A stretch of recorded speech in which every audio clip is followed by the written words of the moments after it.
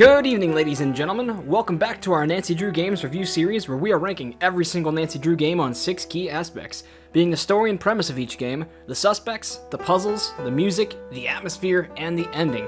I'm your host, Jameson. And I'm Julian. What's going on, everybody? And today we are reviewing Nancy Drew number 29, The Silent Spy. Okay, if I'm honest, I feel really indifferent about this case. This game has some really high highs and some really low lows, but what I can safely say about it is that it is a very ambitious spy mystery. Like, they totally took the stereotype of spies being super advanced technologically, and they just ran with it in this game. This game, it tries to be too many things to me. I think that Julian likes it much more than I do. Well, I mean, yeah, I do like it, but I notice there's a lot of flaws in it. What do you mean by too many things are in this game? It tries way too hard to be a very important and large-scale game, whereas, like, Deadly Device was a subtle mystery, for example, that ended up having very large, almost worldwide impacts in the mystery when it comes to the technology that was being used.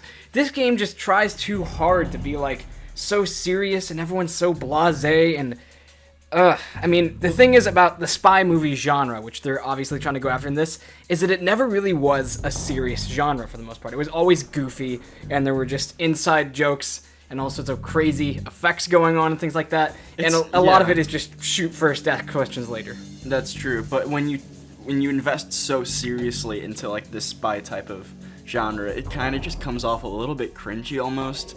I'm not sure, but that goes back to my whole thing about this being an ambitious Nancy Drew game. I think we should just dive into the story and premise now. This is a wild one, folks. Okay. You want to go ahead and start on the story? Because Sure, I have an sure, opinion, sure. a big opinion on the story. So the game starts, and I actually like, for the most part, how it starts. It starts with a follow-up, a letter from Cathedral, which is what Nancy's mom worked for. And Nancy's mom, for those that don't know, died in a car accident 8 years ago in Glasgow, Scotland. I love how they never clarify until this point that, oh yeah, she was in Scotland on mysterious circumstances. I know, They just right? say, Like, oh, I lost my mom when I was None of this is canon to the books, regardless. But the game starts with a letter from a security branch that Kate Drew worked for in Glasgow, and it's saying that the terrorist organization that Kate fought against, called Revenant, they're back up and running, and they're scheming to wreak havoc on the streets of Glasgow, and it's up to us to kind of continue Kate's work, kind of like fight this terrorist organization. So those are already like huge stakes. This doesn't feel like a typical Nancy Drew game right off the start, but what I did really like was, like, bringing back in Nancy's mom, because she's always like an untapped part of Nancy's life that we never get to explore, really. I'm okay.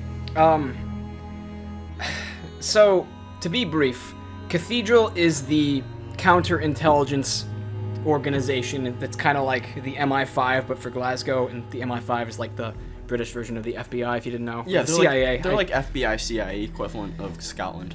So, anyhow, Cathedral is, like, supposed to be the good guys, and that's who Nancy's mom worked for, and that's who Nancy's trying to help. And Revenant is the terrorist organization that has been blackmailing a biochemist they've been holding hostage to, synthesize a virus that is not deadly, but incapacitates everyone who gets it. They would essentially detonate chemical bombs around the Glasgow that would release this virus and make people very sick, and then essentially hold the entire city hostage for the cure that only they would have. It just sounds like a Batman plot, you know? This sounds like something the Joker would do. And I think that's partially why I feel indifferent about the game, is this does not feel like a Nancy Drew starting game. I don't know. Now here's the thing. Julian says that this game has a very complex story and everything. I beg to differ. I think that this game has such a hollow story, and that so much of it tries to make itself just pufferfish and look like it's super complex and fascinating and complicated. And really, I think that it's all just built on thin air, and they have no idea who Revenant are, the developers for this story writing. They don't know why they want to do this. The closest excuse you get is Ewan says, oh, because they want to rewrite the rules of the world. And then Nancy asks, well, why? And then he says, well, come to think of it, don't know, or something. And he says, like, why wouldn't you? It's weird. I feel like Cathedral's just a shadowy organization, just as shadowy as Revenant. Nothing's fleshed out, that's for sure. There's just so many weird happenings that are just beyond coincidence. Every person that you run into in this city of Glasgow is just like a double agent or a spy, or they're triple crossing you, or they're wearing a fake nose. It's the weirdest thing. Wrapping up just the broad idea of the story in this game, because we're going to be getting into all the crazy flashbacks that happen with Nancy as the game goes on. Those are the golden parts of the game. Okay, yeah, so this game, we'll just touch briefly on what they are right now. There's maybe 4 or 5 flashbacks in this game to when Nancy was a child, the day before her mother left for Glasgow and never returned. And you get to see, like, Nancy's mom. It's pretty much as close as a semblance as Nancy's will ever get. And you get to have conversations with her. She plays this really sad, emotional track on the piano. It's beautiful. It's really interesting to try to get Nancy backstory in a way that a game like Alibi and Ashes didn't even try to do. Something I won't critique, but it would have made the game better, is if we get a small instance of playing as little Nancy and interacting with, like, Carson or Kate. Besides just cutscenes. Yeah, I wish that was a thing, but needless to say, the flashbacks are definitely my favorite part of the game. But Yeah. I mean, anything else to say on story premise? My overall take of the story and premise is that it's all built on thin air. They make it look like it's super complicated and fascinating, complex, and it's just like such a nothing burger to me. Because nothing in this game is ever referenced in a prior game, and it never comes back in another game. It's cool in and of itself, but it just doesn't even feel canon. It's so wild in some parts. Shattered Medallion is more forgivable in some places in this game, I'd say. Hot take. But let's jump into suspects here. I'm gonna start things off with Alec Fell. I love the way we meet Alec right at the train station. We're getting mugged. Someone's ripping our purse right from under us, and then Alec comes in all heroic and says, "Hey, that guy's a thief." Runs after him. I mean, we don't really thought I was going to get that guy. Yeah, we don't actually see the encounter, but he misses him. But Alec, as with every suspect in this game, there's a lot more that meets the eye to him, and it kind of got a little old when they repeated that for every single suspect, but for Alec's case, it was probably my favorite. He was definitely my favorite suspect. Yeah, so Alec, I could probably call him my favorite suspect too. I'd say he's the funniest. He has some good lines. It hurts to say because there were 2 other suspects in this game that were very, very fascinating. Like, potential coolest suspects in the franchise, but I just feel like parts of them were so sloppy. I'd say that Moira is probably rivals Alec for top 1 spot, but then other ones are different. Okay, well, why do you like Alec? Alec is just funny. He seems like an everyman. He seems like the audience kind of character that you're supposed to relate to. I love the first conversations we had with him, how, like, mysterious he is, and the game Nancy plays where I ask you a question, you answer, you ask me a question, and he's totally, like, rigging everything and, like, not giving blatant answers. Brenda Carlton style, except he's not a jerk. But as I mentioned prior, there's always more that meets the eye to him. You see, the thing with Alec is that he has a more complex story going on where his sister has been kidnapped by Revenant, the same terrorist organization that Nancy is fighting. And they're essentially holding his sister hostage on the condition that he works for them almost to just find out information about all the leads that we're tracking down. He's kind of just like spying on us. The silent spy, haha. I don't know. It's weird. But, like, I kind of felt sympathy for him. He comes off as, like, somebody who's, like, trying to play it cool to the best of their ability, but is actually under a lot of stress. I don't know. Yeah. So, let's see. Alec, again, I feel like he's the everyman character. But then I'd say we should move into the character that is probably the single most ambitious character in that one. Samantha Quick. Samantha Quick / Zoe Wolf / Bridget, whatever her fake last name is. So, the first time you meet this character, you exit your hotel room, and it's just this bright orange-haired Scottish girl who just goes, the American girl who meets me outside in the courtyard. And basically, Bridget is a very, very, very annoying suspect. And until you realize her plot twist, she's completely worthless to the game. All that she does is just fangirl over Nancy because she's an American. And, like, says that Americans are so cool. You guys are, like, the cool kids at the international lunch table. And stuff like that. Her entire identity is just asking Nancy prying questions. And, like, oh, do you have a boyfriend? Are you here on vacation? Where did you go? Shut up. Did you make out with Alec? It's so stupid. Because it's so obvious that she's something else. Yeah.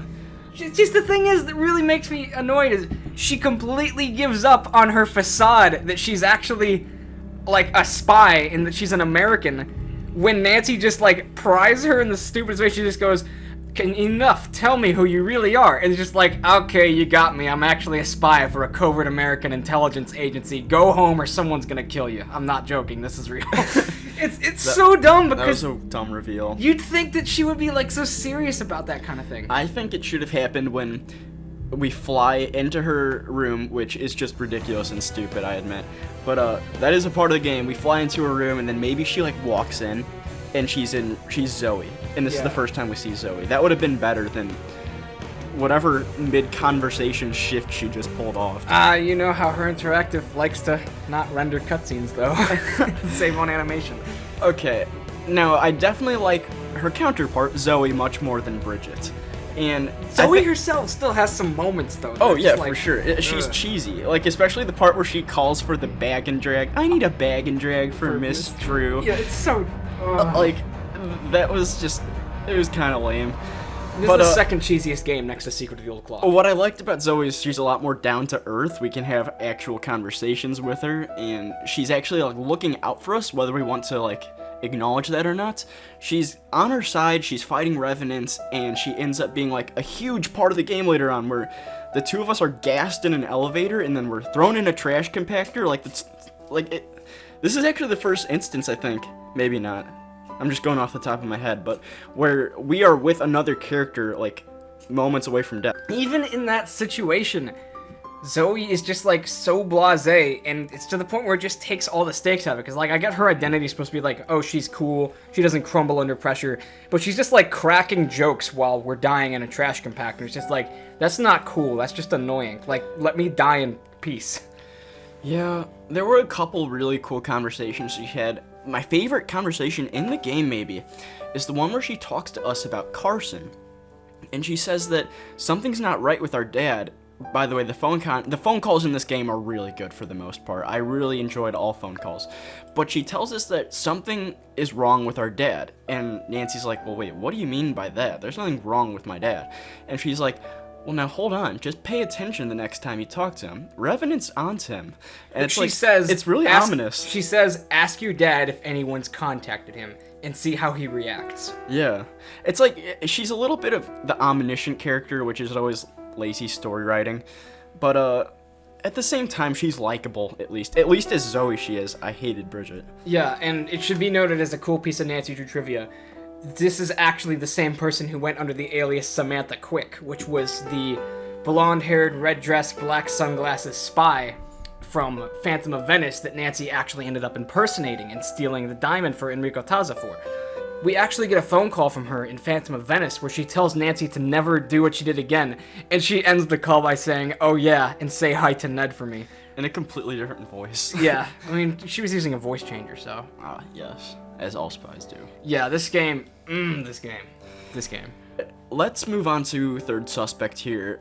Kate's friend, Moira Chisholm. She's another character that has a lot more to her than meets the eye, but my favorite parts, the takeaways, are the first conversation we have to her, what it amounts to, and the role she played in Kate's death, because it's actually kind of shocking. So it should be noted that, like, Kate and Moira were never really that great of friends in real life. They kind of had, like, a Nancy and Deirdre dynamic going on.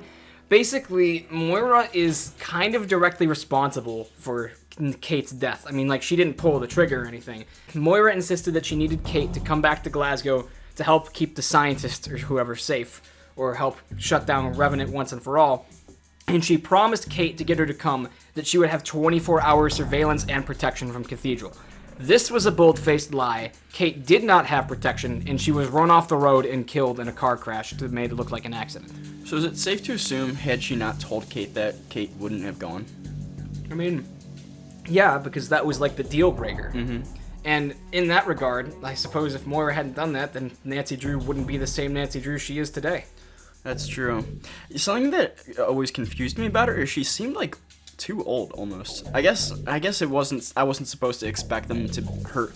I mean, you never see Carson. He might be an old gray-haired man too. I know, but it was 8 years ago that Kate died. Oh, that is kind of true. Yeah. The vibe that I kind of get with Moira is that she's just an ex-spy, kind of like out of the business. Well, she never really was a spy, though. She was a journalist back in the day that was just kind of wrapped up in the whole thing. Right, yeah, but she was fighting Revenant, at least somewhat. Yeah, but not like shooting bows and arrows zip lines from window to window and skiing across. True. But Revenant's fully aware of her relationship with Kate and now Nancy, and that's very clear when people come to kidnap her. I love that she just opens the door. Well, actually, it's pretty intense. Like, we get this danger theme, and she tells us to hide in the closet, and then she opens the door, and she's like, "Oh, gentlemen, are you here to kidnap me?" That's one of my favorite lines in the game. Oh, does that now really be necessary? And she gets like chloroformed. Yeah, throw her in a bag or something. That was a really funny part, and then I wish we could have actually seen it happen, but it kind of set the stakes for like who we're up against. We're not here with like your typical Joseph Hughes cracking jokes. We're here with people that are here to throw us in a bag and throw us down the river. Yeah. What else should we talk about with Moira? Moira has a record player where she has a shelf full of knickknacks, including a record player where you get to listen to the best tracks from Deadly Device, and also a cool puzzle later on with the Jabberwocky poem. Mm-hmm. But there's also a bunch of old mementos there from Nancy's early childhood. It turns out that Nancy has been here before, and like she goes, "Hey, you see that tea set over there?" And she goes, "Yeah." And she goes, "You notice how there aren't any teacups and just the giant teapot?" And he goes, "Yeah." And she's like, "Yeah, that's because you broke all of them because you were a little tyrant when you were a toddler." I loved that part. That was a cool thing to add into the game. That's like peak writing for this game. Everything else was downhill. But then there's also like a picture of Kate holding Nancy in a frame. That's kind of cool. It's interesting because Moira has a lot to do with Nancy's past, and like she knows her, and when she realizes that Nancy is the girl at her door, she lets her in and apologizes for making her go to get her some haggis and kippers or whatever. Yeah. Now, there's something really terrible about this though. Yeah. It's as if her voice actor was only available for like 2 hours, so they had to write her off the rest, because she is only in the game for, I would say, like 30%, 40% of it, and then the entire middle chunk, she is gone. She goes missing in like the last 40% of the game, and you get a text message from her in the end game saying, "Hey Nancy, I got kidnapped again. They let me keep my phone aside to write this message though, I guess," but... So stupid. Yeah, and then like in the end, she comes in over the just Skype call on the glasses, and she's talking. Yeah, out of nowhere. I don't know. It's like that was so lazy to write her character off through a text message like that. I did not like that. Okay, let's move on to the hipster and, spoiler alert, the culprit of the game, Ewan McLeod? I forget what it is. I don't know. It doesn't matter. He sucks. I mean, Ewan. First of all, he's got like a. You know, he's got the laziest voice. I suppose that there are probably Scottish people who talk like this.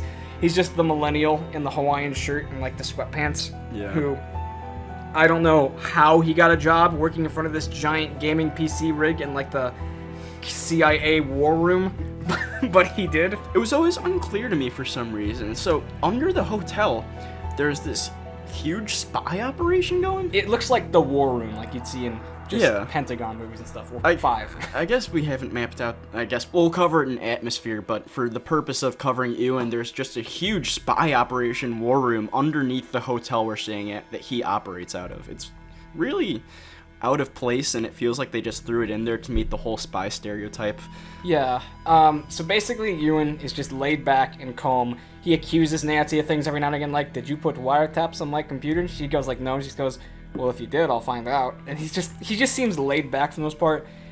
I guess he has all his cards on the table, because like he says multiple times, like, "Yeah, I can sympathize with Revenant's goals and motives, but it's not like I'm a member of them or anything." Yeah. And then he turns out to be like the Revenant mole that's embedded in Cathedral. Well, no, I have some questions. Like, so he's a part of Cathedral. Cathedral's working out of that basement area. How the heck is he like this double agent working for Revenant? That's why I say the game is just hollow. They don't have explanations for stuff like that. And it should be noted that he is like down with the suicide bomber. Yeah, there's an ending to this game where like he's one of the bombs hidden for the terrorist attack is in the room with him, and Nancy has to personally defuse it as the final puzzle in the game. And he's like totally down to just die for his cause, or get incapacitated horribly and then probably die of symptoms, but still. Yeah. It's odd. He doesn't get like a cool culprit monologue. If anything, like if you're gonna do a spy game, make a super sinister culprit twist reveal where he does like a sinister monologue. Give me some Hans Gruber from Die Hard. I think they were trying to pull that off and like, "Oh, clever, your contact was the one that was betraying you." But then he didn't have like a cool aha moment or anything. The closest thing they came to that was that really cool secret passageway at the end of the game where we find letters from Kate to Nancy. That was an amazing part of the game, but like I can't attribute that to Ewan's character. That was just a really nice bit of storytelling at the end of the game that we'll get into. That was creepy how he intercepted the letters that like were supposed to go to Nancy that Kate was writing the day that she died. And they're just covered with his annotations like it's some school book report, just like, Dear Nancy, and he like circles Nancy, goes, who the heck is this? There's some more like really sad stuff like that. Like we find Kate's journal at one part and it's got like a letter to Nancy that starts with, Nancy, I see now why I shouldn't have come here. And it's like, oh my god, this is so sad. Yeah. But that's a little off base from you, and he's lame. He is lame. I mean, he's kind of funny, but at the same time, just totally flat in some ways. You never have like a reason to like or trust him besides the fact you're told, this is your contact, trust him. Ewan. Alright, let's cover puzzles now. Puzzles for this game. Julian's gonna have better things to say about this than I will. Well, not entirely. There were some cool puzzles. A lot of the puzzles come in Loch Lomond, which is one of my favorite places in Nancy Drew history, I would say. It's pretty and it's got the whole cool spy vibe, and I love the transformation of the cabin, but you know what, a fair bit of things come in Kate's cabin that are really stupid, like the dates of Arbroath, and don't get me started on that lock and safe puzzle in the fireplace. That is just stupid and overtly tedious. They were well aware of it too. Like when Nancy solves she cracks the case, she's like, ha. She says some corny line like, you were a good competition safe, but no match for me. It was like, shut up, Nancy. I just want to see what's inside here. And there's a couple other really nice puzzles though. Like I love archery in this game. That was a really cool side thing that they threw in, and it was also like it had a good replayability factor. I enjoy like just taking a break from the mystery to try to reach 100 on the scoreboard. Yeah, I guess this is where you cover in puzzles the egregious ziplining sequence. So Nancy, God, just oh man, I don't know what they were thinking. This is like the level of canon destruction that the new Star Wars trilogy did. This is like, Ewan says, oh hey Nancy, check this out. That bow and arrow that you got, I can have you hook up this old 1960s CIA spy gadget stuff so that you can shoot it from one window of the hotel to another with a beam crossing over it. Never mind that you're gonna shoot this arrow through brick and it will have nothing to latch on. Never mind there's dozens of civilians you're under. Never mind it's the courtyard of a public, just like a prestigious, highly popular hotel. Just, you know, just go ziplining over it. Never mind how you're gonna zipline back, since, you know, it's like an uphill zipline. There's no momentum. That's where she brings her jetpack from game 19. God, it's... and like, of all the times to let us see Nancy's hands since Ghost Dogs of Moon Lake, Nancy like looks up in the cutscene and her hand's on the zipline. It's just like, wow, that's kind of cool. Nancy, you're about to commit suicide. Don't do this. So that's a cheesy part of like the whole spy thing in this game. But a part of the spy game that was done really well is the spy glasses, and how there's specific puzzles that you need to use the glasses for, and only things you can see with the glasses on. That was like a cool, understandable part of spy technology in this game. As cool as it was, I almost feel like it was underutilized. Because like, the main thing I can think of where it happens is that, like, you know, there's putting the wiretaps on you and stuff, you just click it and then you just do a puzzle. And it's just like, why couldn't you just do the puzzle and do something cooler with the glasses? Well, there's also stuff in Zoe's room. The only thing in Zoe's room, I think, is just like looking at the symbols on the walls and stuff that are like hidden, but... And that's questionable. Are there like hidden invisible buttons there? What are we clicking there? Yeah, that's weird. And gosh, the 7 tiles that are scattered around Zoe's room. Oh god, that's a horrible puzzle. There is something wrong in this game where there's objects you need to pick up. There's 2 at the 10 Ravens pub or whatever it's called, 7 in Zoe's room, that are just minuscule little items that you need to have super eyes for. Games 26 and up just developed the whole, hey gang, let's make this a hidden objects franchise. Kinda, yeah. Because like, there used to be justifiable hidden object stuff in the old games, like in Ghost Dogs, how like, you'd move the gnome and there'd be a key hidden behind it. But like, you didn't have to click on a 2-pixel kit box that was the key. You had to move the gnome and then you saw the key, or something like that. It was Yeah, at the pub, there's pliers that are like sitting off to the side of the screen. Those are a little bit more noticeable because they have like a bright red handle. But then there's a screwdriver that's that like is camouflaged. Yeah, it took us so long to find it. If John Cena was there, we'd see him before we saw the screwdriver. Honestly, it's like hiding in a windowsill, super narrow, super small, and there's like no attention to it in the most irrelevant part of the game. Like, seriously? It's a flathead too. Just use a coin, Nancy. I know. Okay, that's irking. But we need to like put aside the screwdriver and the pliers. All that is forgivable. This finding these little pieces of paper in Bridget's room is horrible. Yeah. If you put your cursor over these things, you cannot see them. You're not looking for these actual blue specks of paper to pick up when you do this puzzle. You're looking for the cursor change where your mouse becomes a hand, because that's the only way you're gonna figure it out. I remember the 5th one that we found, we were just moving the cursor around and it just became a hand, and we moved it over just like, there's nothing there, but it will let me click. And we clicked, and sure enough, it gave us the paper. Yeah, there's a couple terrible things like that. It took us like 15 minutes. It really did. God, it's hidden object games and puzzle games should not mix. If you want to play hidden objects, go get I Spy Digital. What else is notable about puzzles? I liked Zoe's password puzzle. I liked the whole, like, the tartans and, like, the flag, whatever those things are called. That was okay, yeah. The flag squatches. Yeah, and that's also kind of like the end game where we have to defuse a bunch of bombs. Also, the 3 puzzles at the end game were pretty good for defusing the bombs. I liked them. They were all right. And especially the final one where there's like a time limit and it's like pressing things in an order. I mean, it's like a completely illogical bomb defusion, but like... It wouldn't be a spy game without defusing a bomb with a short timer. Yeah, and it was... The end game puzzles were pretty good. I liked them. What else to tap on? I liked the way of making money in this game. I didn't think that, like, having to buy train tickets and, like, all this, like, I never ran out of, like, money, because it was super easy to make in this game. Train tickets were cheap. That it was just, the currency in this game was well done.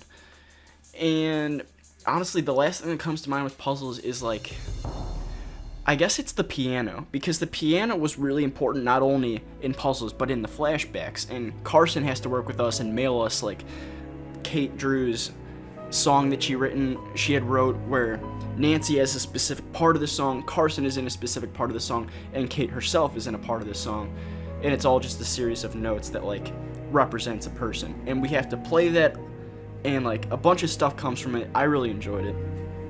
Yeah, I think that was a clever puzzle. I was not a fan of the whole bagpipe affair in this game. It wasn't that bad in hindsight. What the heck? The bagpipes were nice. I mean... You were persistent on getting a spoiler, and I was like, look at it, this is simple. It's because I thought it was left to right, not top to bottom in the fingering chart. It was a great puzzle. I looked at it and I thought, like, there's also a piano puzzle in this game. Can't we just limit it to, like, you know, one musical instrument? We're in Scotland, we need bagpipes. Okay, then get rid of the piano then. Have it so that Kate would always play the bagpipes in Nancy's living room. That'd be so lame. Both puzzles were very important to the game. Both musical puzzles, I should say. And the piano puzzle obviously had greater significance as there were like 3 people encoded in the notes. That was really clever, and it unlocked one of the game-ending like locked boxes in Moira's place. Yeah, I guess.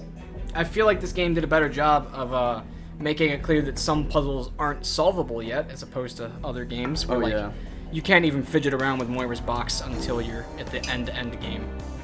A lot of the game's puzzles just stemmed back to like Kate's hidden messages implied for Nancy, kinda. Yeah. Which was cool. That was kind of cool. I liked all parts of the game having to do with Kate. What I just liked less was like the overt technology, intense spy stuff. I just wish the game honed in more on Kate, but... I think it's time to get into music. Okay, sure. Music for this game, it has 2 modes. There's like casual, piano, and just like, you know, sounds and sights of Glasgow, I guess. And then the rest of it is just percussion. It's just spy music, percussion, triangle, jazz, snare drum, cymbals. Alright, the first track we are going to cover in music is the Forward theme. This is probably the most common track that plays. I think I hear it most in the train station or the hotel room, just about anywhere really, except Loch Lomond, which has its own theme. But I like it. It's slower paced, it has pretty piano in it, which is kind of like a callback to Kate's whole phase with piano. All in all, it's It's a track that makes you, like, question what's going on, almost. I'd say just suspicion and just investigation. It's the kind of music of poking around and trying to get your bearings of the game. We'll play a snippet of it here.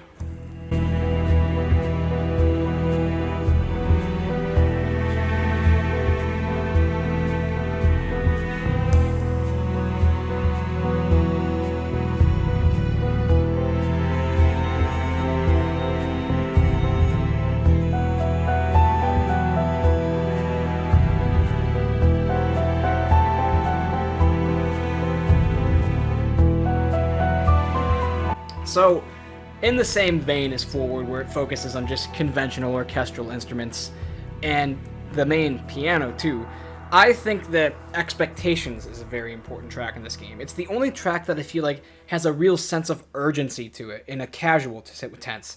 It's not like the spy tracks that we'll cover in a minute that get like all ambitious and crazy and just instrumental. Expectations has like a serious tone to it. It could be the most serious sounding track in this game, because everything else is either just sad or wistful or just like, you know, spy music. So we'll cover Expectations right here.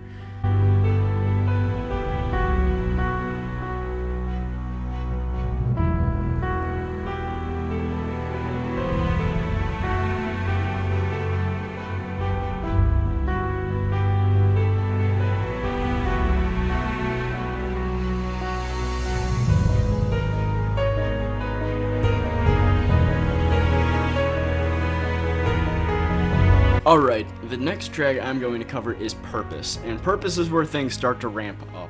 It's definitely like the spy, it's definitely like the whole spy-themed music. It's probably the most tame iteration of the spy-themed music in this game. Yeah. The other music gets crazy. But it's catchy. It's on the borderline of dramatic, but it also shares that like investigation type of feel to it. And I love the synthetic like electronic little piece. It's like almost like a triangle. It just goes dunno, dun dun dunno. Like it fits so well for what it is, and I think that maybe is a call to like how technologically advanced spies are. You have to have that little bit of techno in it almost, but it's a great track and it's catchy. Let us know what you think of it. Here it is.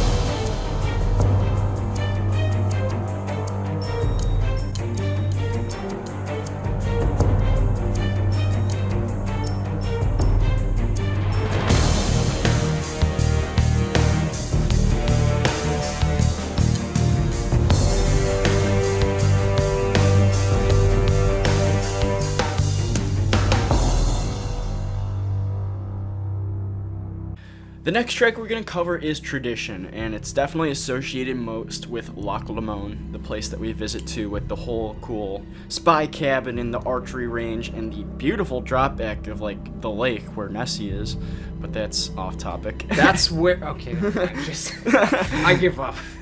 This game is so illogical from the outtakes to the opening. You needed this track for a Scotland game. It's so pretty, so tranquil, and like, oh, it's just beautiful. The thing is, to me, this is the only track that covers traditional Scottish instruments. It'd be like if Castle Malloy only had one overtly Irish track and the rest were all just like mystery music. I don't know. But borderline, this is a very wistful track. This plays whenever you're out at Loch Lomond with the cabin and estate. It's got the bagpipes in it. This game needed more bagpipes for having a bagpipe puzzle. So here's a little snippet of the traditional theme. Definitely the best representation of Scottish musical culture in this game.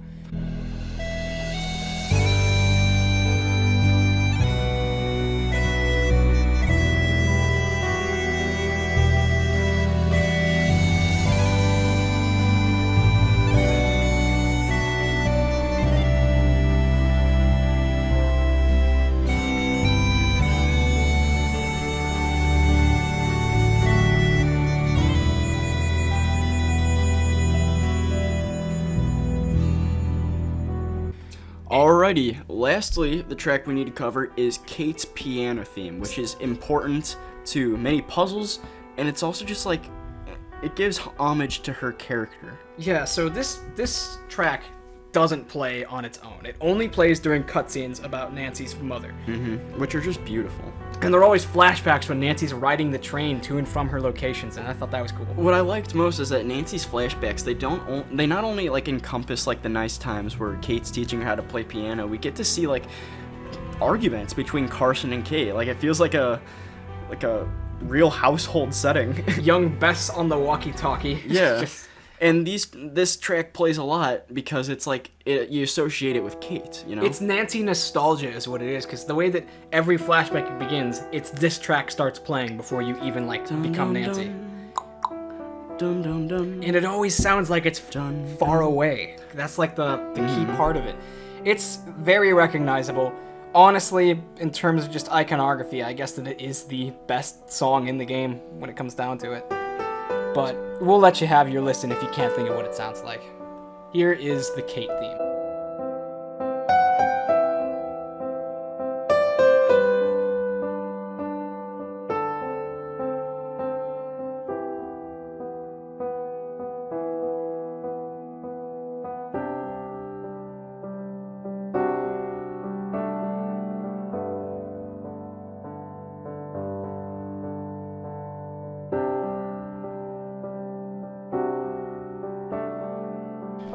Alrighty, let's cover atmosphere now. So the nicest thing I can probably say is some nice things I can say about this game's atmosphere. This could be the nicest hotel room that Nancy's ever had, unless you count like, Castle Finster, which is way superior. Bad things I can say, Nancy's hotel room is like half of the game, so there's that. What are you talking about? I mean, like more than half the game takes place at the hotel and the train station and stuff. And like, yeah, I get that there's like other places in the hotel, like the secret cathedral war room on like the sub-basement floor below the parking garage or something, but still, I felt like this game was really limited. They made Nancy's hotel room like a good part of the game though. Like there's a lot of stuff that takes place there. We find like a bug that Zoe put in there through the outlets, and we have the whole thing with the squibs and being shot at with a sniper. That was a great cutscene. We'll just put that in right now. That is an iconic scene, and it deserves to be played. Whoa, 5 points for living like a rock star. This wasn't me. You've got a strange dot on you. Run! To the elevator! But what I'm trying to say is that they didn't just make it like a throwaway room. A lot of the game's mystery gets resolved in the hotel room. Yeah, I guess so. It was important. I guess it was important, but like, I want a cooler place to go than just Nancy's hotel room. So, Julian said Loch Lomond is a beautiful part of this game, isn't that right? Yeah. Okay. Disagree.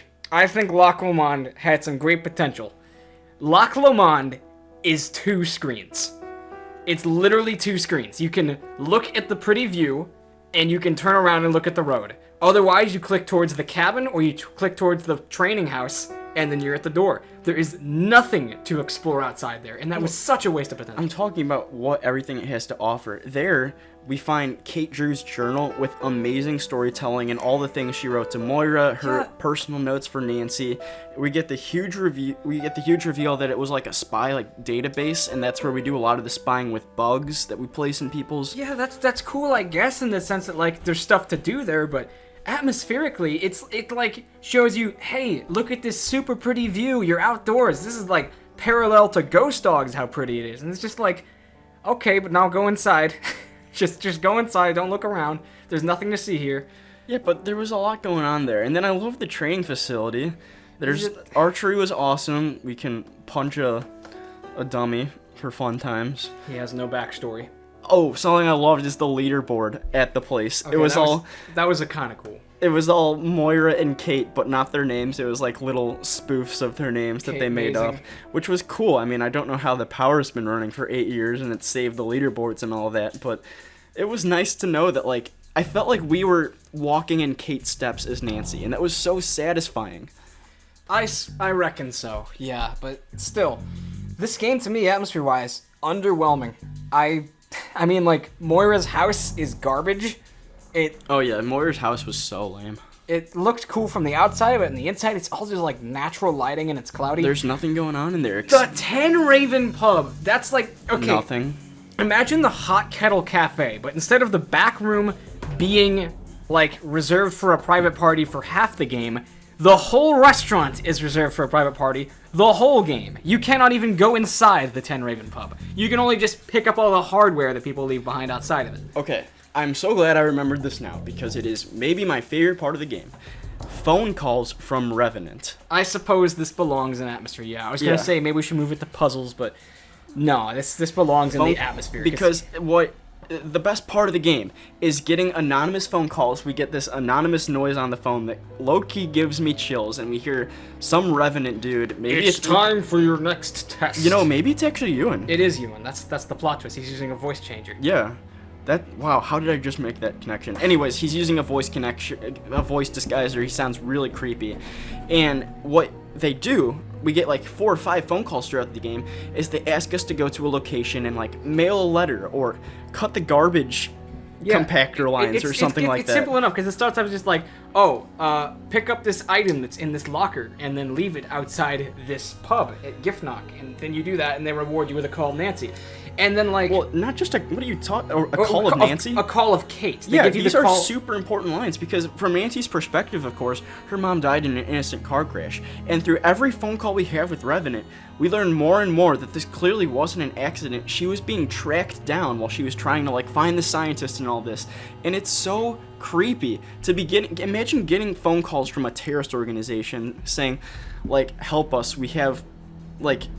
information about your mother's death. Yeah, that's awesome. Now, okay, I think we're gonna start segueing into the ending here, because the coolest things in this game happen in the 3rd act. Oh yeah, for sure. And it's like, the 3rd act is so much better than the first 2 acts, and it makes me wonder if, like, the first 2 acts are even worth playing to get there, because it's like, it is really good, but it's so tedious until you get there. Revenant, though I guess...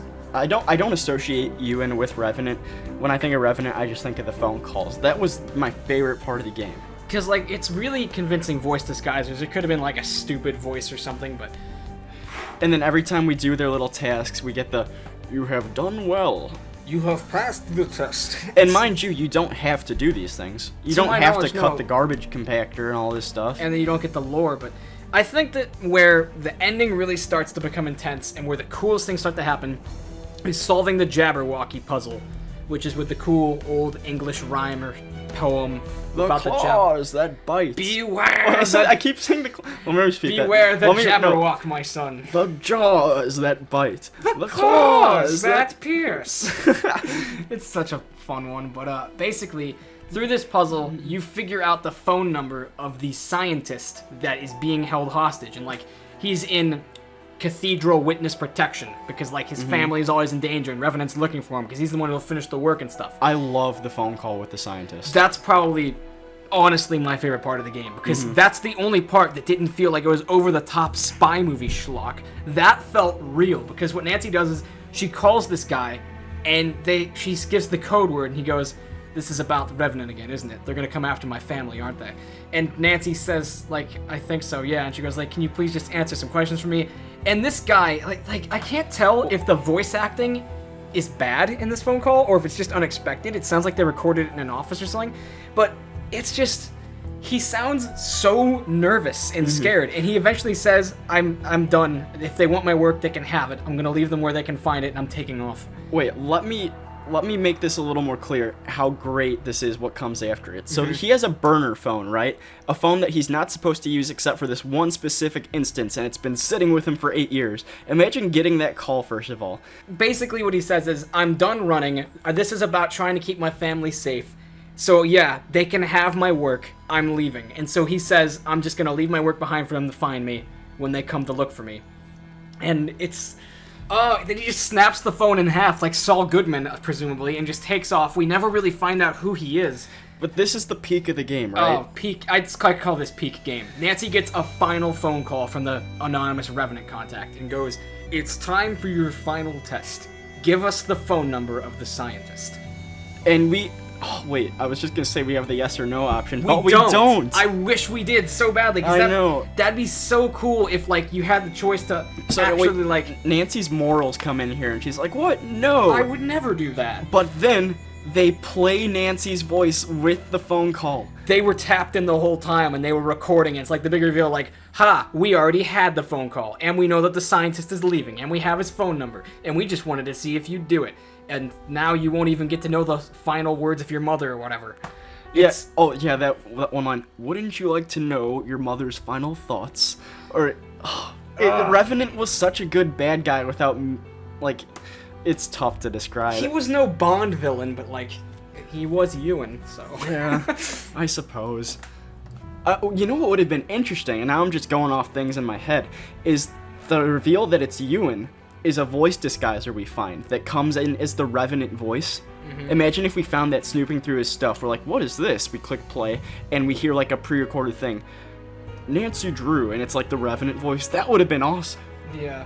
So, in going into the end game now, the way we figure out that it's Ewan is we tap in his computer and we find all this incriminating stuff, and then we start to consult Zoe, and we do all this other stuff. There's also a very, very interesting sequence where, as we mentioned before, Nancy and Zoe get gassed in an elevator and they're unconscious, and then, like, Nancy has this crazy, like, unconscious fever dream where she's, like, just non-stop gunfire, and she's thinking about her mother, and you get to see Nancy's mom up close and, like, for fully rendered character model, and she looks really pretty, and it's, like, really well done, actually.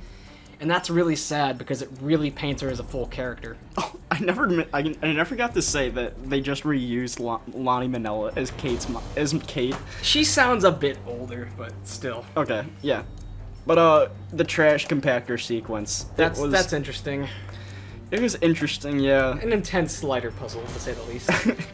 I didn't think it was intense. If there was like a timer or something. There was a timer, so. Oh, well, it didn't give me that impression. Either way, we get out, and this is like... I'm sorry, you didn't get the impression that it was a timed puzzle, that you were in a compacting trash compactor? We need to get into the bombs and stuff, but we need to cover the secret passageway first. We're making good time, we're fine. So, the game really comes to a head of how, I'd say like one of the coolest reveals is finding the secret passageway that you open with Ewan's coin in one of the lockers. And so, you open the locker in the train station, and there's just a door behind it. And it leads into this crazy rotunda room that's just full of all sorts of creepy messages and just props that have been discarded and spy stuff. We find a letter from Nancy's mom to Nancy that got intercepted. And this is where we also find out there's like a copy of the letter that we received at the very beginning of the game from Cathedral. I'm doing like fake quotes right now because it wasn't Cathedral. The entire time, this is where we learn it was Revenant that summoned us. Cathedral had no part of this. It was just like Ewan's little plot, or Ewan's higher-ups little plot to like get Nancy in to like solve the mystery for Revenant while Ewan follows us, blah blah blah. That was a really chilling reveal, knowing that like we're here on false pretenses the entire game. Yeah. But then, like, after that, like, really emotional letters and all this stuff, here we get the final confrontation with Ewan, and things get a little overzealous, but, cool at the same time? I don't know. Yeah, so, Zoe pairs Nancy's spy glasses that Nancy stole from Zoe so that you just get, like, conferenced in, and you're talking to Alec, Zoe, and Moira at the same time. And, like, they're all going across the city to look for the bombs before Ewan can detonate them. I don't know what they're going to do with them. Apparently they're all just bomb squad locksmiths who know how to defuse chemical bombs. I don't even know where their locations were. How do they track them? Yeah, it's the weirdest thing. Maybe they were all just like in their own houses or something. Maybe all 3 bombs were in Moira's living room. Just, we don't know. Point is, they find the bombs. They find 3 of them. And Nancy, after thwarting Ewan and locking him into a room with this control panel thing, she realizes that the final bomb is in the control room with her, and that it's gonna go off, and that Ewan's like a radical who's down to die for his cause, and it's a pretty grim reveal. Ride or die. I kind of respected it, but like... It's interesting because, like, they made Joseph Hughes reveal that he's ready to die for the theater more threatening than that, because, like, Ewan doesn't talk like he understands the gravity of his actions, so like, oh yeah, I guess there is a bomb down here, and I'm gonna die. That's cool. Yeah. Maybe he didn't intend on being down there, but he is all the same. Bottom line, you do... a cool bomb diffusion puzzle. Yeah, an intense bomb diffusing puzzle. It's simple instructions, but it's got a short time limit, like a minute to solve each segment. What I liked about the end game was... I don't think you feel the same way, but I liked the conference with the 4... We get all the suspects tapping in with our... Moira and Alec should not have been there. Yeah, they shouldn't have, but it added like urgency to the end of the game. That Yeah. everyone was like cheering for us there, but they couldn't help. It felt like more suspenseful. This is like a spy movie, though. Just it feels. There's a big difference between like mystery movies and spy movies, and spy movies are always so much cheesier, and that's what this one was. And it just kind of broke the whole immersion for me because I'm used to the subtleties of Nancy Drew games, not ziplining from one balcony to another across an open courtyard. But that's just the way that this game rolls, I guess. And I guess they wanted to try something new. Maybe everyone at Her Interactive loves spy movies. So be it. Spy Kids. Basically, Nancy stops a terrorist attack, and then Ewan gets life in prison for conspiracy to blow up a city. So, Yeah, the follow-ups were pretty cool. Oh, this maybe is my favorite like game over letter because yeah, this Nancy, is the best game over letter. Nancy writes to her mom, and like I almost got tears. Like, yeah. it was so sweet, and the way she concludes the letter, oh my gosh. That's not what I had in mind, though. What No, happens? it was such a good ending letter. Like, she always writes to, like, Carson or Bess or Ned, and it's like, when you hear Nancy say, "Dear Mom," I was like, oh my god. The thing is, though, there's a really, really clever thing that which they did. And this is why you always let the credits roll for a Nancy Drew game. So there's a really touching optional phone call, or maybe it is mandatory or something, with Carson, where you ask him why he never talks about Kate. And Carson says, "I just never wanted to upset you." And Nancy says, "I never brought her up because I didn't want to upset you either." And they both just have this sad realization over the phone that they've been dodging talking about Nancy's dead mom for 8 years because they were too afraid of upsetting each other. And so they conclude that when we're ready, we'll have a talk about her, and you can know whatever you want. And the way that the game ends and the credits is Nancy practicing the piano and playing Kate's song while she talks with Carson about Nancy's mother. And that, to me, was the most touching ending that they could do. Yeah, it was so beautiful. And, like, it goes back to the best glimmering parts of this game, where it's everything that had to do with Kate, and it just gets kind of bogged down by the whole spy thing. If you skip these credits, you're heartless. Well, I mean, people probably didn't know. I know, maybe it's optional. You don't even get that ending if you don't bring it up with Carson. And that's even sadder. I mean, either way, let's wrap up some stories. Alec is able to find his sister, I believe, right? Yeah, and the whole story with that, if we didn't make it clear, was that Revenant was apparently holding his sister hostage and, like, Give Alec's daughter back. give Alec's sister back. And, like, he was just being held against his will and being forced to inform Revenant on everything going on.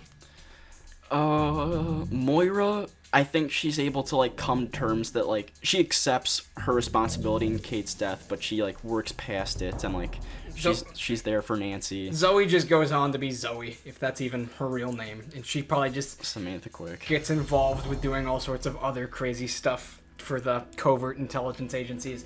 Overall, again, I just feel like this is a hollow game in some aspects, because, like, it tries so hard to be so big and impactful, and then, like, nothing is ever foreshadowed in any other game, and no consequences ever last from this one. Look, Jamie, you said you like the third act the best. I totally do too, and here's why.